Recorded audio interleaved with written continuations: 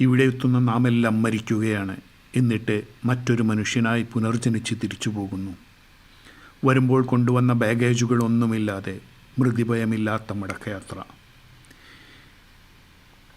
ഈ പുഴയോരത്ത് വെച്ചാണ് ഒരു കൂട്ടം നായ്ക്കളുമായെത്തിയ ചണ്ടാലൻ ആദിശങ്കരനോട് ആത്മാവാണോ ശരീരമാണോ വഴിമാറേണ്ടത് എന്ന് ചോദിച്ചത്.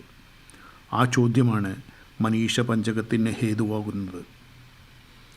മരണം മാത്രമാണ് സത്യമെന്നും മറ്റെല്ലാം മിഥ്യയാണെന്നുമുള്ള തിരിച്ചറിവുണ്ടാക്കുന്ന മണികർണികയിൽ നമുക്ക് വേണമെങ്കിൽ യാത്ര അവസാനിപ്പിക്കാം.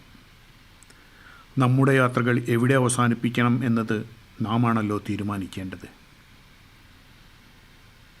അതുമല്ലെങ്കിൽ നമുക്ക് യാത്രകൾ തുടരുക.